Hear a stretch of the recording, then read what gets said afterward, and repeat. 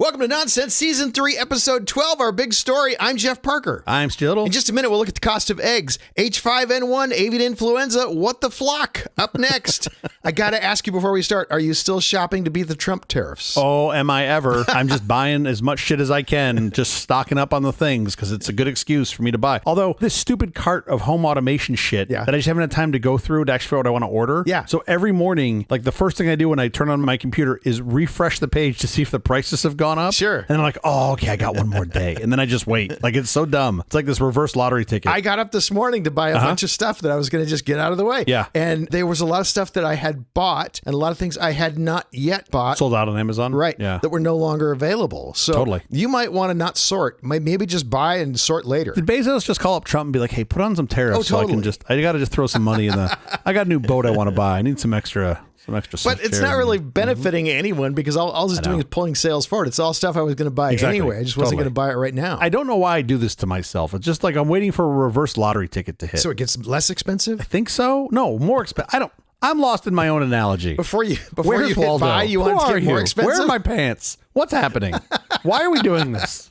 All right, stop. Let's talk about eggs. All right. What, like green eggs? Like, I don't understand. What kind of eggs? Eggs that'll take all your grain, yeah. Oh, like Disney eggs. Eggs by Disney. I've seen those. Okay, shh, stop talking.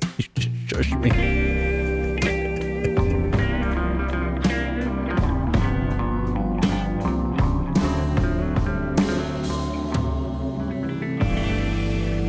We want to talk about the cost of eggs. Why did egg prices get so high, but the chicken meat didn't change in price? Why does Canada have plenty of eggs? Why did the price of eggs recently decline? But to understand any of this, we need to get some background on the flu. The flu? Yeah, the flu. The flu. Well, as it turns out, I have 2 little kids. Therefore, I am a flu expert. You have some flu expertise. I have some flu expertise. In that it's normally swirling around my house at any given time. It's just a cornucopia. All of them. My kids bring home all of the flus. Explain to us real quick. Now, there's 4 classifications of flu. Just tell me what those are real quick. You know? By the way, whoever named these, fucking genius. They're influenza A, B, C, and D. Yeah, I don't understand why. Like, usually you find the scientists to be the funny ones. They're usually nope, not here. Okay, so influenza A can infect humans and animals, right? It's responsible for most of the seasonal flus that we know about. All known pandemics. It's responsible for, I was going to say, for all the pandemics. All known pandemics, which is really interesting. The flu pandemics. Yeah, of course. Yeah, sorry. Yes. Beanie Baby pandemics. Those were something completely different. That was not coronavirus pandemics either. Yes, I understand. Influenza A, they're classified into subtypes according to the combinations of the proteins on the surface of the virus, which is where like the H5N1 or H3N2 viruses come from. So you'll see an A, which means influenza A, and then H5N1, which is telling you what type of virus of influenza A it is. Okay. And then they'll put in, a lot of times you'll see a 2-digit number in there, which will tell you the year. So for example, you'll see H5N1 PDM09, which is the one that caused the pandemic in 2009 and replaced the previous H5N1 virus. I'm kind of sorry I asked. Yeah, trust me, I'm kind of sorry I know this. I wish I gave up. I'd much rather know more about fucking home automation. That's influenza A. B is primarily a human disease. It's the milder of the two. Yeah, it does call seasonal flu. It's generally milder symptoms. They're not classified into subtypes, but they can be broken down into lineages. So they basically have a B Yamagata or a B Victoria lineage. Okay. Why one is Canadian, one is Japanese, I have no fucking idea. It makes no sense, right? Well, here's the show. It's a nonsense show. There's influenza C, which usually causes mild respiratory illness in humans, but is not associated with epidemics or pandemics. It has only 7 RNA segments instead of 8.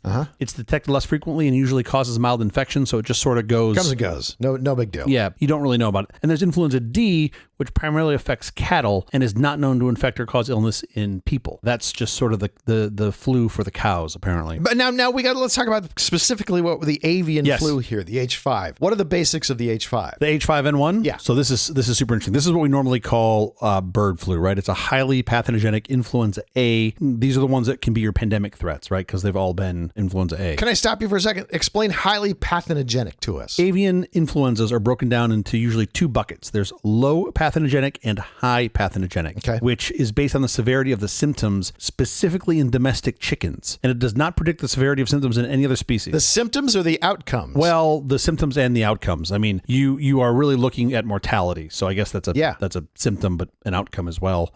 Death, as it turns out, is a journey and a destination. I don't think death is really a symptom. It's a symptom for sure. 100%. I had a bad case of death a little while ago. What are his symptoms, Bob? Oh, he's got death. He does have a mild case of death. It's terrible. I mean, death is the one thing that's pretty binary, right? Most things are a little more quantitative, except the death is a 0 or a 1. Okay, so the definition for a highly pathogenic avian influenza, also you'll see it abbreviated as HPAI, is that it must cause at least 75% mortality within 10 days in 4 to 8 week old chickens. Yeah. Which I find kind of insane. So if a strain of flu only kills 2/3 of the chickens, it's not highly pathogenic. It's not highly pathogenic. And I'm like, again, you fucking morons that named this A, B, C, and D, I would think highly pathogenic would start somewhere in like the 30s, right? I would think like 30%. You'd be like, that's pretty pathogenic. But no, so it's 75% or more. That's how we treat chicken life versus human life. I promise you, 100%. If 4 humans out of 10,000 die, it's highly pathogenic. One guy gets a fucking hangnail, right? Immediately you're recalling all of the SpongeBob SquarePants toys that were sold on Amazon. No, we really give 0 fucks about chickens. The highly pathogenic avian bird flu, these are ones that kill a lot of birds, right? And these are the ones that we really look at. Because they just devastate these flocks. They have to cull them. They literally kill all the birds in the flock because the H5N1 would kill all the flocks anyway. They're going to kill them all anyway. That's the thing, right? It's just a matter of, are you going to wait 10 more days for them to die themselves in a very inhumane way? So of H5N1 specifically, over the past 20 years that we've seen this, you've had some years where like it's been pretty bad. Like it's killed like 60%, 70% of the birds. The version we got floating around right now, we are pretty sure it's going to kill all of the fucking birds that get it. Yeah. It's not like 99%. It's basically 100%. Sure. I mean, we have further complication in this too, especially because of as we'll talk about in the US, we have basically 1 chicken for laying eggs. Genetically speaking, we have 1 chicken. Honestly, we have 2 chickens genetically. I only speak to this because I was a child who was raised with chickens. You have layers and you have broilers. Yeah, layers or fryers. Don't we call them fryers? Fryers are what they used to call them. Yeah. Now they call it broilers? I was raised hearing fryers, but I think the common term now is broilers. You know what I love me? Some broiled chicken. When the fuck have you ever had a broiled chicken? You fry them. No idea. You fry them or rotisserate them. They should be layers and rotisseries. Okay. Chickens that don't get dizzy. Those are the rotisserie ones. How do you get this virus? Basically, you get it from a secretion of a sick bird. Saliva, mucus, feces. When we've seen this jump to other species, you also will get it from like milk, right? Any sort of lactation, any sort of excretion. And that's how it's from bird to bird, it's transferred between the birds, right? Like you'll just get bird on bird action and then they get sick. I hadn't thought of it that way, but this is getting more fun. This is going to be some OnlyFans content we should be charging for this episode and any other sort of respiratory secretion or other bodily fluid. But fortunately for humans, coughing it out, that's how it's shed. Yet. It's not a respiratory thing yet. Yes. If you're mucking the chicken coop and you touch your eyes or something without washing them, that's your fastest route to getting this thing. Yeah, that seems to be the case. As a human. But then you get this rapid spread through poultry flocks and among wild birds. Yeah. Much like the flu that we get as humans. If you're all crammed on the subway and someone's coughing respiratory virus out, you get it. Sure. So we've estimated, by the way, that around 500 million farmed birds have been slaughtered to contain this virus. 500 million. Just in this version of H5N1? H5N1 of the past 20-ish years, I believe, yes. Oh, okay. But that number is going up. Well, yeah, it's not going to go down. No. Hold on. You hope that you eradicate it. Oh, I see what you're saying. The rate of that number is going up. Yes, I understand. There you go. I understand. Meanwhile, I got a Ouija board. I'm trying to bring back some of the chickens. I'm just like, no, we're gonna reverse that trend. Bunch of fucking zombie chickens walking around that used to have the flu. I can do this. This is so morbid. The only thing you can do is laugh. I'm so sorry we are making light of this, but it is just problem. So sad. Like, I know, but even if you take the avian bird flu out and you just talk about egg production or chicken production, all of it is terrible and sad. It's just awful. And if you see how they're raised, it's not great. California has laws now about how much space they each get, but it's still this tiny, tiny amount. It's like, it's just heartbreaking. Yeah, it's not great. Here's what's interesting. I mentioned earlier about the highly pathogenic bird flu, right? The way this manifests itself before they die is they have, much like with like a flu or respiratory disease that we get as humans, they have serious breathing difficulties. They have a significant drop in egg production, and then they just suddenly die. Like it's pretty terrible. Yeah. Because as we were talking earlier, right now the entire flock is going to die, which is why they're just effectively culling and killing. Because it spreads so fast. Because it spreads so fast and it's so severe, this current strain of H5N1, that you're better off just killing the whole flock. It has not always been that way with H5N1, right? So the first time we saw an outbreak was in Scotland in 1959. And then they saw numerous outbreaks sort of in every continent thereafter. The first known transmission of H5N1 to a human was in 1997 in Hong Kong. There was an outbreak to about 18 humans, resulting in 6 deaths. So a third of the people that got it, or a third of the people that we know got it, I should say, died. Yeah. They culled 1.6 million poultry in the area and imposed strict controls on the movement and handling of poultry, which basically terminated the outbreak. Yeah. Right? This was a Chinese sort of iron fist of like, we're going to just stop this dead in its tracks. And they did. But it worked. It worked. Between 1996 and 2018, so, roughly speaking, 22-year period, H5N1 coexisted in bird populations with other subtypes of the virus, right? So you had all these variations of it. But since then, the highly pathogenic subtype has become the dominant strain in bird populations worldwide. So you can look at the graph and see all these different variations, and now you basically have one. It's this highly pathogenic for chickens, causes mild symptoms in ducks and geese, right? So it's spreading through the ducks and the geese, but then when it hits chickens, it just wipes them out. Yeah. And then what's been more concerning, more recently, mammal species, in addition to humans, have been recorded with H5N1 infections, including cattle, seals, goats, and skunks. And don't forget kitties. Oh, and cats. Yeah, cats too. Do not have outdoor cats. There should be no such thing as outdoor cats. First of all, coyotes want to make your cat a snack. Yeah. The cat wants to kill a bunch of birds that it shouldn't be killing. And if it does kill them, there's a good chance the bird is going to turn around and have infected the cat and kill the cat. But let's think about humans for a moment. H5N1 influenza is of either variety, low or high. It's pretty rare for humans to be infected. If you think about the totality of the past 20 years, we've had infections in around 23 countries since 1997. The results are typically severe pneumonia and death in about 50% of the cases that we know of. And I keep saying that we know of because the true fatality rate may be lower because some cases have such mild symptoms, they may not have ever been identified as H5N1. You don't know. Right, sure. But of the cases that we know of, half the people have died. H5N1 infections in humans are generally caused by bird-to-human transition of the virus. Until May 2006, the WHO estimate of the number of human-to-human transmissions had been 2 or 3 cases total. Oh, wow. So their belief at that time was that the virus is not spreading efficiently or sustainably among humans. The current H5N1, I haven't heard of any human-to-human transmission. Don't know of any, but this is where it gets really interesting. Like, it's really hard to tell. And also because you may have people that are asymptomatic or have very low symptoms, mild cases. You don't really know. So we think there are a couple. It's extremely hard to know for sure, but we think there were a couple. The point is there have not been a lot. Yeah. That's good. That's the good news. But the bad news is the case fatality rate. So you'll commonly see this called the CFR. The case fatality rate is not great on these. So case fatality rate is the proportion of people who have been diagnosed with a disease and end up dying from it. This is not the same as mortality rate. Mortality rate includes time. Yeah. So your mortality rate would be the number of people that die, let's say, per year or some time period. CFR does not include time period. It's just the number of people that got the disease and died. Sure. And it's not a great metric. It is a metric, but it's not a great metric. From sort of the inception of H5N1 through 2007, the CFR for H5N1 was about 62% in humans from confirmed cases. That's not great. That's 2/3 of the people that we know that got it died. So don't get bird flu, kids. Yeah.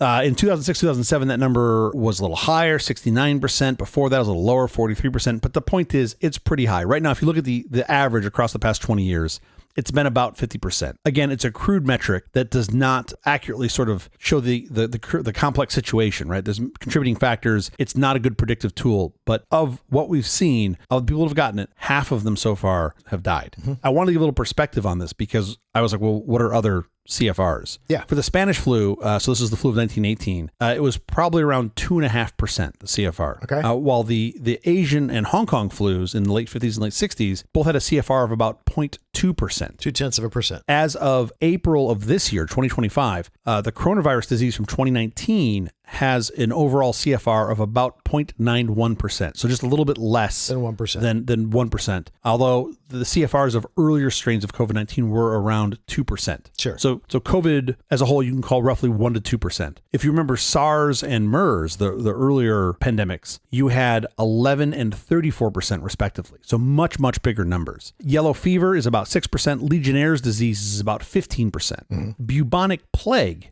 if left untreated, is 60%. Okay. Now you're getting into some real numbers. Yeah. With antibiotic treatment, the CFR for bubonic plague is still about 17%. which is insane to me that Yeah. it's still really bad. And then you get into all the nutso cases, like Ebola has a CFR as high as 90%. Wow. Rabies has a CFR greater than 99% in unvaccinated individuals, right? So those are ones where it's like, it's almost certain death. Yeah. My point is, the reason I'm saying all of this is that H5N1 in humans right now is trending at around 50%. It's high. Really fucking high. Like, Yeah. it's not high. It's really fucking high. It's way up there. So if you're going to go muck the chicken coops, Don't. you can't just wear a respiratory mask. Yes. You got to like wear things that protect Yes. your eye holes. And you got to really be super careful about Yes. stripping off all your clothes and everything. You don't want your eye holes near the egg holes is my point. That's really what you don't want. I mean, what's nuts about this is most, if not all, of the bird to human cases that we know of in the U.S., we believe happened because of a lack of PPE, personal protective equipment. Right, sure. Right? So like masks and like suits. So these things are preventable. We think. Now, I get it. It's hot. You're in a chicken coop. You don't want to be wearing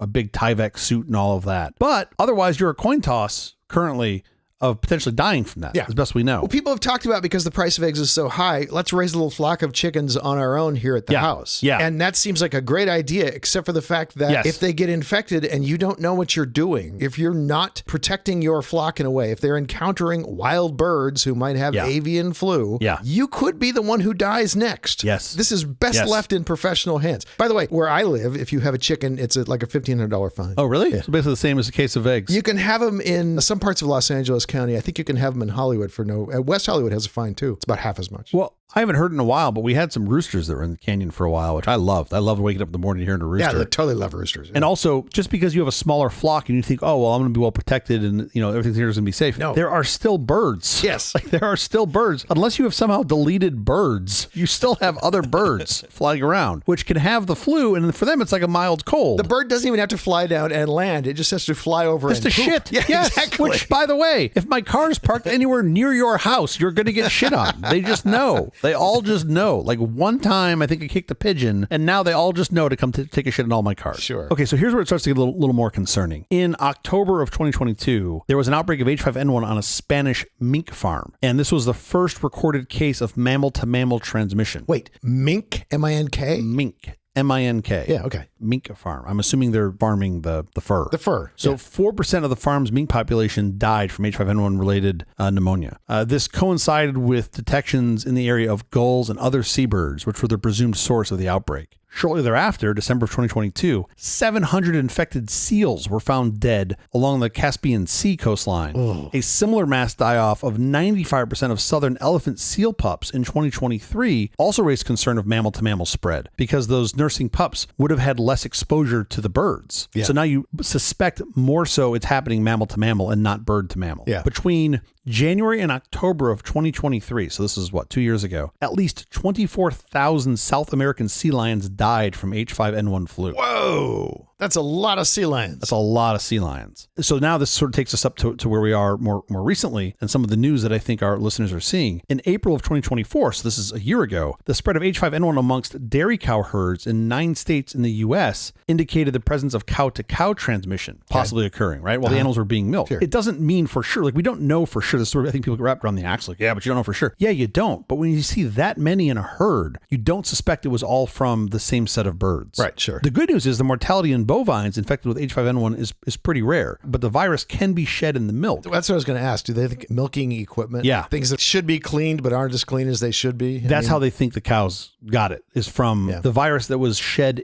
in the milk being left on some of the apparatus, in between. Yeah. I don't know procedures for milking cows. I've only had that dream a couple times, but maybe like in between different cows, I'm not sure they clean the milking apparatus, right? They might clean it at night, but maybe not clean enough. Yeah. So I'm not sure how all this works, but they believe that it was from the milking processes how these other cows contracted it, not just that Betsy cow was coughing on Bobby cow. Not respiratory. You mentioned this earlier, and this was the part that got one of my eyebrows to go up. So of these, on these farms, right, these cow farms, around 50% of the cats that lived on the affected dairy farms that were fed unpasteurized milk from symptomatic cows died within a few days from severe systematic influenza infection. So now you're raising even more concerns of cross-species mammal-to-mammal transmission. Yeah. And you see that and you're like, Oh, shit. So you can pass this really easily through raw milk. Yes. Now, interesting, a little tiny ray of light in this. It doesn't, in March of this year, so last month, there was a sheep found in Yorkshire, UK,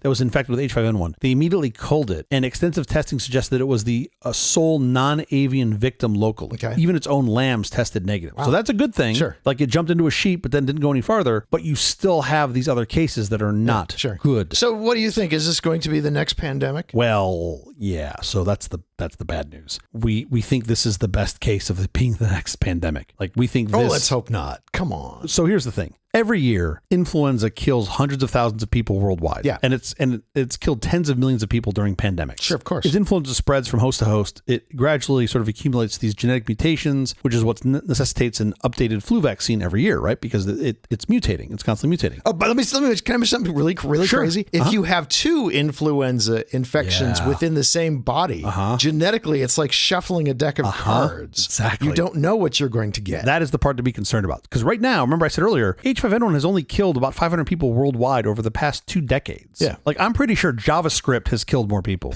than this strain of H5 has killed, I think, 70 people something in the US. like that. Yeah. Yeah, But it's a small number. It's not massive. But what Jeff just said is the real concerning part. So when you have an animal that's infected with 2 influenza strains at the same time, the virus will swap genes, right? So this shuffling, like Jeff said, like a deck of cards, will create new strains. And if you get, it's all just random, right? So if you get that random permutation that generates an influenza strain like the one that caused the 1918 pandemic, then you've got a real problem. Yeah, sure. Right now, the variations that we've seen haven't been highly contagious between humans. But when you start seeing that in like seals or cows, you're like, oh, not good, right? Parts are being swapped out. But back up. I mean, you're saying among humans, among chickens, that shuffled deck, whatever mutations we got in 2024, we got unlucky. And that thing became highly, highly deadly. You got a lottery ticket of death is what you got. I mean, it has been absolutely decimating these chicken populations. The mutation could go the other way. Yes. It might mutate in a way that it all dies out. That's not what happened in 2024. It got vicious. Yeah. I mean, you could, but once you mutate to the state where you've got dominance, right? The highly pathogenic version that's dominant and it's killing everything. You're like, well, okay, it's just going to kill everything. So ultimately you'll have no more hosts. The problem is you're symptomatic a day before you got symptoms. Yeah. That's what we think with birds currently. So now it just spreads, which is why it's important to cull as fast as you can, not just so that other chickens in your flock don't get it, but the other migratory birds and shit that's just flying around doesn't get it, and then bring it to another population. So we have this problem, right, where you can have this reassortment between strains. Yeah. If you get an avian strain which does not affect humans, and it acquires from a different strain something that infects humans easier, now you've got this sort of state we have with chickens right now, right? It's infecting a whole lot of chickens that could come over to humans. And this is what we think happened in previous outbreaks and pandemics with humans since the 1900s. We think it originated from strains circulating in wild aquatic birds, and then through reassortment with other influenza strains went after the human population. As an interesting side note, we think it's possible, far from certain, but we think it's possible that pigs may have acted as an intermediate host for reassortment. Because genetically, they're more similar to us than most other animals. It's like baby steps, right? It's like baby steps from the bird to the human. You go through the pig. Yeah. As it turns out, one of those like 23andMe services, my DNA came back as 98% pig. Is that right? Which I thought was pretty interesting. Yeah. Closer than I thought. I could have told you that. But in the last couple of months, we've seen about 3 patients with severe or critical illnesses and 1 death. So while we do not believe there have been any human-to-human transmission cases of H5N1 currently, the fact that there has already been some severe disease state and death, not great. Mm-hmm. But the real threat is because of the high lethality and virulence of H5N1, with it having already a worldwide presence. It's in fucking Antarctica. We already have birds in Antarctica that have this. That's crazy. The H5N1 virus is regarded as the world's largest pandemic threat. So to answer your question, is this the next pandemic? Your odds-on favorite of being the next pandemic is this. I don't think we know of anything that's more likely to be the next pandemic than H5N1. Science has told us there are some ways you can protect yourself. Yes. If you're a chicken. How does a chicken protect himself? No, it's possible to vaccinate poultry against specific strains of bird flu. But not legal in this country. And you're like, well, why is this? Why the fucking U.S.? Why do you do this? Well, but my understanding is we do this because if you're a vaccinated chicken, you'll show signs of the virus, which defeats our current ability to accurately detect an outbreak. Antigens, is that basically what you're doing? Yeah, I think it's antigens. Yeah, I think when you look at the antigens. Could that change? Certainly, we could change the tech on that, but I believe right now that's the biggest challenge we have. On the other hand, all you have to do is wait 10 days, and if the bird doesn't die, he just has the vaccine. He doesn't have the virus. This is not really as hard as you would think. Put the bird on.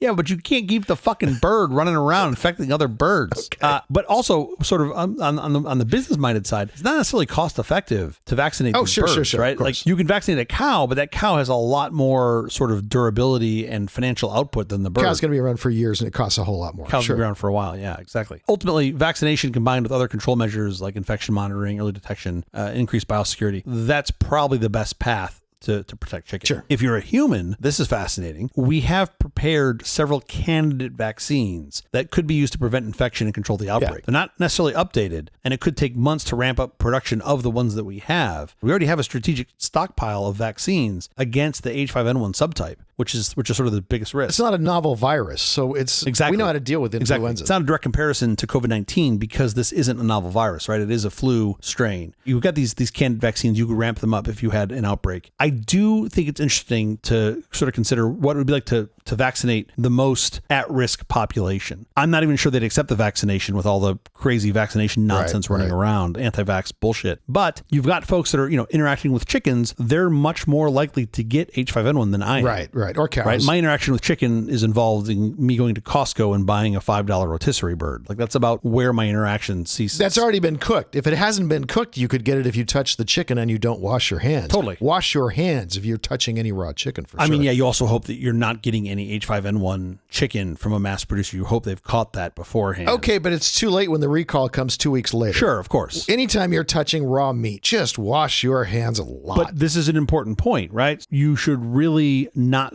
eating any raw products for you or for your animal friends. And I had no idea there was such a massive world of raw food, like raw duck heads. Oh, for dogs. For pets. Yeah, for sure. There's a huge raw foods movement for dogs. It's a horrible idea. Yeah. But yes. You really don't want that. If you want your dog to get sick and die, feed him raw foods. That's a really fast route to get them. I mean, minimize your transmission vectors. Like you said earlier, wash your hands and rub your eyes. All the shit that you can do to just stay healthy generally are going to help you here. And then if you have backyard poultry, implement the most number of bioprotective measures you can. Basically, wear a protective mask. You want to cover your eyes. You want to cover your breathing. That protects you. It doesn't protect your birds. Well, yeah, it doesn't protect your birds at all. I mean, if your birds are exposed to outdoors, which I'm suspect most of them are, they're going to be at risk. All your other pets are at risk too, right? If you've got an outdoor cat or dog, they're all at risk. Now, when you eat more vegetables, eat more vegetables is probably the answer. But when you buy meats and things, you've got to now make sure you take them up to temperature, right? Well, yes. I mean, you should be doing that anyway. The USDA has been really great about updating their view. Their view previously was cook the fuck out of everything, make sure everything's dead. Make sure it's really carcinogenic. Yeah. Here's the thing about that. If you want to kill bacteria, you have two main levers by which to do this: temperature and time. Yeah. So previously what they said was, because I think they assumed, correctly so, that most people don't understand the two separate variables, they just gave you the upper bound temperature, which is about 165 degrees Fahrenheit. Yeah. If you bring anything to 165 degrees Fahrenheit, you have killed everything in it, every pathogen in it instantly. Okay. They're all dead. The problem is you did it to a steak. Your steak is now shoe leather. Sure. It is not the thing that you want to eat. However, you can bring it up to a lower temperature and hold it there for a longer period of time, and you can achieve the same kill rate amongst bacteria, which is really fascinating. I'm pretty close to following, like I'm a big believer in food safety. I don't want to get sick from my own food. So you can, quote, bring it to temperature. You just have to know what temperature to bring it to and how long to hold it there. Okay. So it's possible. Okay, bird flu. We talked about a lot of this, right? What's the impact? Yeah, well, let's get back to eggs. Let's get towards eggs. That's the only part I care about. How can we go back to the soft scramble that I like? That's all you want to know. I just want a fucking omelet. Why is this so hard? No, I don't want an omelet. I want a soft scramble. Any monkey with a head injury can make an omelet. I want a soft scramble. All right. Now don't overcook it. Now we're not friends, because I've had plenty of overcooked omelets that are just fucking leather as well. No, I want nothing to do with an omelet. I did ask for a soft scrambled eggs on the boat for my wife, and they looked at me and they just pointed to the glop that they had of scrambled eggs. I'm like, no. Chunks of rubber. They're just soft awful. Scramble. And he was just like, it's right there. And I was like, all right, I'm going to stop asking you. Literally everywhere I went in Japan that I had soft scrambled eggs, they were perfectly cooked. Oh, dude, the Japanese know their eggs. Tamago. And it's just like miraculous. I don't have to explain anything. Yeah. These are your soft scrambled eggs. And it's like, oh, that's exactly an A+.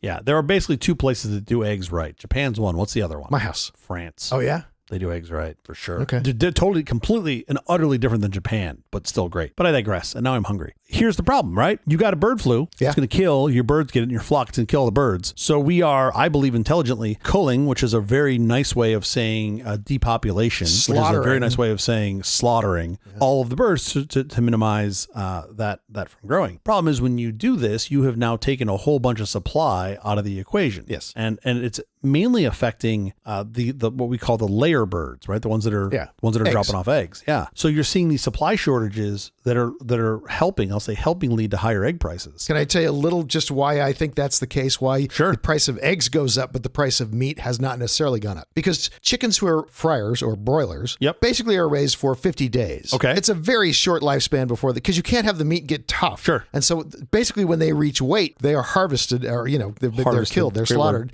for meat. So they don't live a long time. They have a much shorter amount of time in which they might contract bird flu. Also, meat farms tend to deal with a lot fewer chickens than egg farms. Egg farms are millions of birds. Meat farms are hundreds of thousands of birds. Yeah, and so basically you're just eating chicken veal. It's chicken veal. That's exactly right. You're like, good luck finding a chicken now that was born in 2024. Like you're going to Costco, you're like, oh, this is the 2025 bird. Delicious. I believe that to be accurate. But the thing is, eggs are a very good, high protein, low cost source, especially in developing countries. Not just developing countries, but you sort of have anyone who's on the low income side, a low income consumer, is likely going to be the most adversely affected by this. And we've seen this over the past 20 years. I mean, including in Egypt, we saw the stunting of children under 5 at one point because they couldn't get enough protein. You also have women are typically another population at risk in most regions because they're the ones that tend the small flocks. Yeah. So when you had widespread culling in Turkey, it resulted in the decreased enrollment of girls in school. Because you end up having, right? You have all of these, at least to me, non-obvious effects from having to get rid of a bunch of birds. Wow. So you never overcome that, do you? There's no turning back the clock. I'd say, I don't want to say impossible, but I'm pretty close to impossible, especially when you think about growth. You have a generation lost. Okay, but here's the thing. I earlier was talking about eggs and saying that's what I want to talk about. Yeah. So supply has certainly been reduced. You certainly have killed a whole bunch of birds in the country over the past, N months. And layers typically are in service for like 2 years. Sure. It takes whatever it takes, half a year for the layers to begin producing eggs. Yep. And then you get like a year and a half or 2 years out of them. Yep. And by the way, they have a 6 or 7 year lifespan, most chickens. Yeah. But we tend to use them for about a year and a half or 2 years to lay eggs. And then after that, their egg laying declines slightly. And so we get them out of the way. We process them. We depopulate them. Goes. Yep, sure. Yes. We de-life them. Yeah, sure. And we go on to younger chickens. But the difference of the duration is why they're so susceptible to bird flu, because they do have longer lifespans. They have much longer chance of getting it. And I think a lot of people go, well, oh, you're just going to make chicken breasts out of them. But what you said earlier, no, you don't, because now you've got a tougher piece of meat, so you're not going to want to use that. They're inedible. Here's the thing. If you were to make a flow chart of what happens to animals, especially mass-produced animals, if it doesn't become human food, it basically ends up in one of 2 buckets. Dog food. Right? It's either dog food or glue. Those are basically the 2 buckets that you end up in, right? They grind it up, they make dog food. They just grind it up. I don't know how glue's made. It's just a big pipe, and there's like a little splitter valve, and half of it goes to the glue bucket, and half of it goes to the dog food bucket, and that's it. Oh, that's just awful. All done. Glue is protein. Glue is all, yes. Sadly, yes. Glue is all protein, as I have a 1988 Penthouse pages 12 through 16 can attest to protein is all glue. I'm glad everyone is cringing now who's listening, who's made it this far into the egg show. But here's the thing that is mildly interesting. Yes. It's not just supply side dynamics that have driven prices up, right? Correct. And you're the one who brought this to my attention. What did you find on egg prices in the U.S. most recently? First of all, Canada has plenty of eggs. Yes, Canada's swimming in eggs, which is surprising. That's why I want them to be the 51st state. But if you think about it, it's not, because it's so cold there. Their farming practices are completely different. Their chickens are essentially kept indoors for their entire life. They'll have little tiny like Patagonia shirts on, little Patagonia sweaters zipped up, all keeping warm.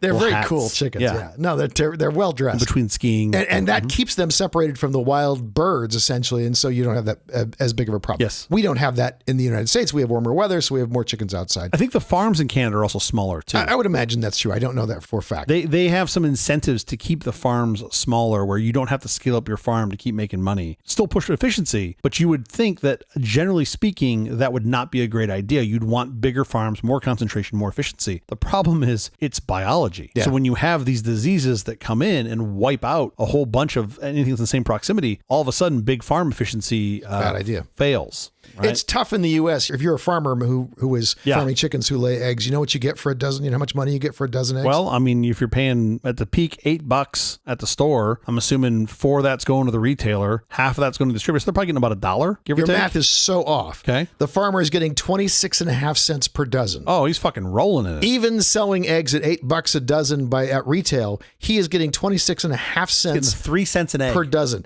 Now, back that up. Sure. The retailer is often subsidizing the cost. It's often a loss leader to get you to come into the store to buy the 1 carton of eggs. Yeah, I'd read this. That they'll allow you to buy, that they'll put it on as a loss leader. The eggs will cost them $8 to $10. They'll sell them for $6 to $8 to try to get you just into come to the store. Is that pre H5N1 supply glut? Like, were they already doing that? Was that a common practice? So. I don't think so, but I don't know. I mean, I have kind of suspected that. And it doesn't surprise me at places like Costco where they typically take a very long view of their membership and they go, well, okay, if there's a supply shortage and a price spike, we're going to eat this to keep our members happy for some period of time. It's like Trader Joe's that have no membership. Same thing. You can buy a carton of eggs. Yeah, exactly. But you're seeing that there too, right? Clearly it's being subsidized because their costs have to be higher than that. I don't know. I mean, I'm assuming that they are, but you also have some, you've got a little bit of price manipulation going on because you also have some really big players. Yeah, the U.S. Justice Department has started investigating egg prices. The investigation just started. It's early on. But Cal-Maine has rising profits, massively rising profits. Their last quarter was like almost like the previous year of revenue. Yeah. Insanity. Their share prices are up 50% over the last 12 months. This has happened before. In 2023, a federal jury in Chicago found Cal-Maine and others in what we'll call Big Egg, restricting supply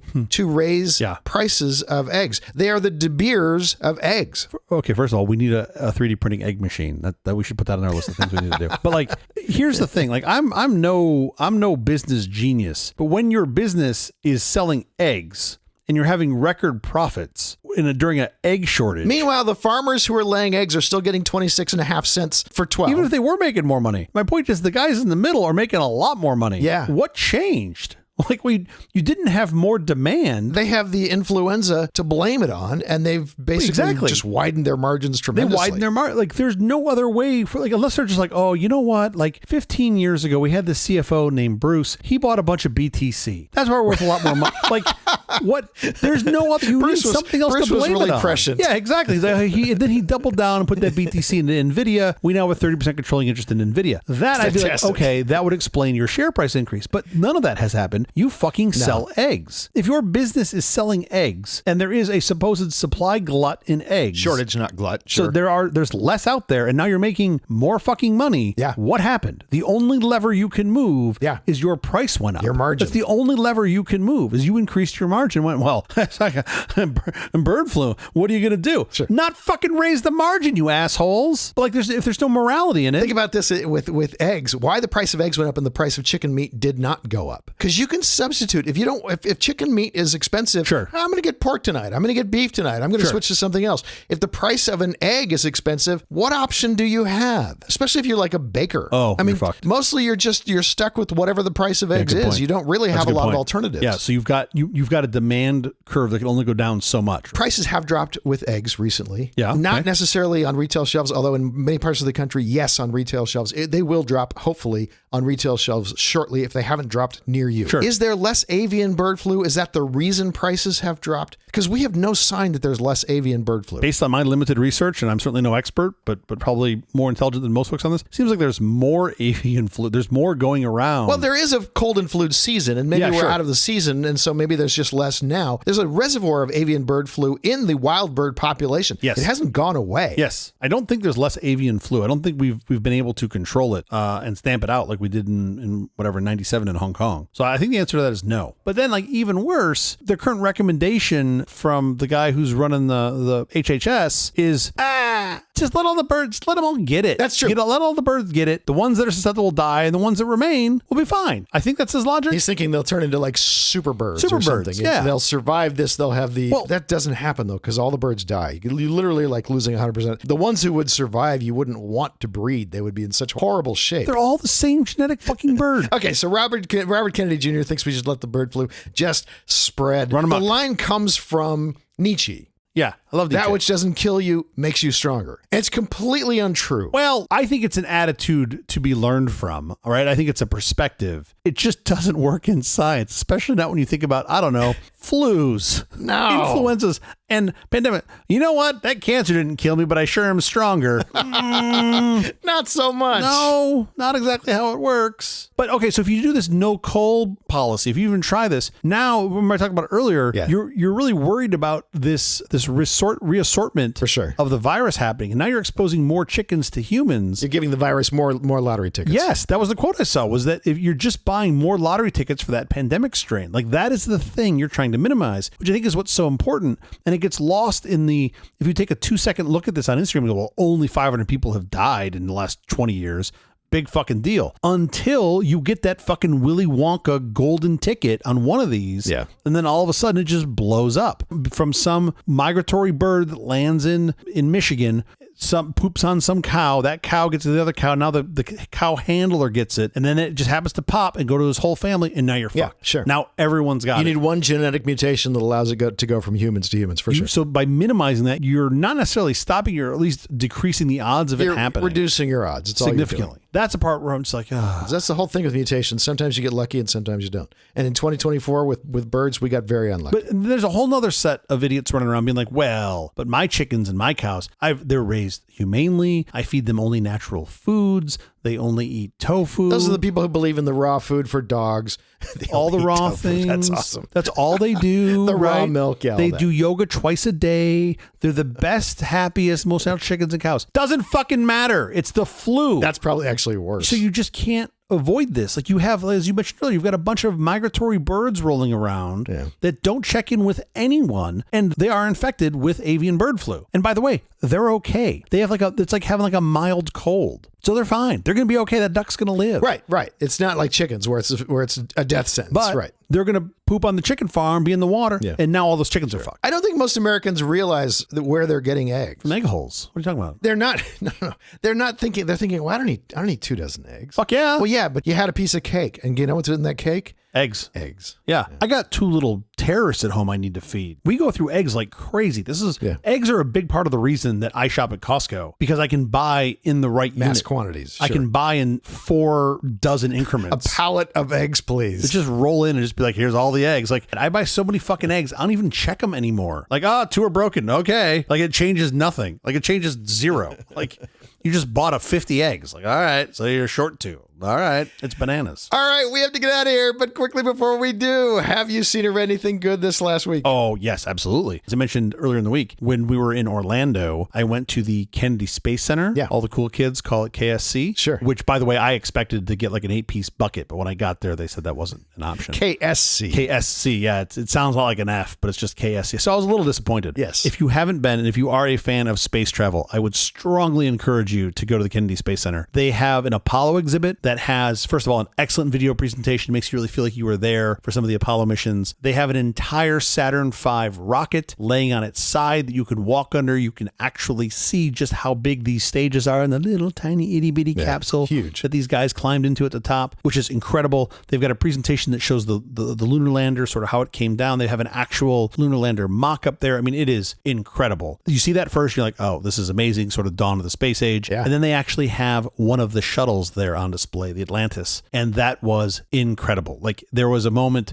I don't want to ruin it for anybody, but there was a moment where you do the unveil at Atlantis, and like everyone's mouth is just agape as they sort of present it. They do a great job presenting it. It's really cool. Yeah, sure. I would also encourage folks to not skip. There's a Columbia and Challenger memorial at the bottom that I found quite moving. They actually have pieces from the Columbia and the Challenger there, which the Challenger literally brought me to tears because it was such an amazing thing to see, and such a memory of mine, seeing this happen in 30, 40 years ago. Sure. But it's absolutely incredible, and they do a great job at the Space Center. So I would strongly encourage folks to go there and check it out. When in Florida, visit the Kennedy Space Center in Orlando. I mean, I'm not saying you should go to Orlando, but if you find yourself in the Orlando area, ditch the mouse and go see the go see the space shuttle. How about you? Black Bag, directed by Steven Soderbergh, starring Michael Fassbender and Kate Blanchett. It's a really good movie. Intelligence agent Catherine Woodhouse is suspected of betraying the nation while her husband, also a legendary agent, faces the ultimate test of whether to be loyal to his marriage or his country. It's a thriller and a whodunit. Agatha Christie meets Jean Le Carre. Side note, Pierce Brosnan has matured into a terrific actor. Beautifully shot and acted, full of clever twists. Black Bag on Amazon Prime, Google Play, I'm sure Apple and everybody else. It's nearly every streamer known. All the streamers. On those things now. I'll have to check that out. I do love me some Pierce Brosnan. I think he's awesome. That's great. This is not the Pierce Brosnan of your youth. I mean, wasn't he a good actor before? I never thought he was that bad. But in a completely different way. Yeah. Hugh Grant, same thing. I saw Hugh Grant in a Guy Ritchie film, and I just went, that's a whole new Hugh Grant. He's really great. He was great before, too. I was going to say, he was always great before as well, but that's awesome. All right, more recommendations. That is the episode. Thank you for joining us for All This Nonsense, truly terrible podcast from The Awful Company. Visit us on the web at nonsense.productions. I'm Chittle. I'm Jeff Parker. If you like this program, please follow, download, subscribe, and like at Apple Podcasts, YouTube Music, Amazon Music, AntennaPod, iHeartRadio, Spotify, My Favorite Overcast, or wherever you may get your podcasts from. Nonsense uses Wikipedia even though your high school teachers said you couldn't. Unlock the world's knowledge free and ad-free. Wikipedia is your portal to billions of facts, figures, and fascinating insights, all created, curated, and updated by a global community. Wikipedia, your high school teachers were wrong. Oh, so wrong. I don't know what I would do as a human without Wikipedia. It's pretty remarkable. I really don't know. It's really incredible. Like, It's really amazing. So I don't know why it took us 3 seasons to plug Wikipedia, since every episode is powered by and fueled by Wikipedia, but here we are. It's one of many sources, but it's a pretty great one. That's awesome. We'll be every Thursday morning for more nonsense. Please join us.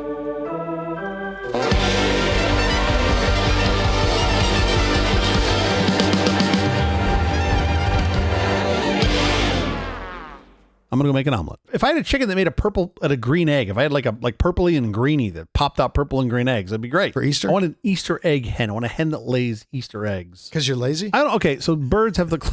Because you're lazy.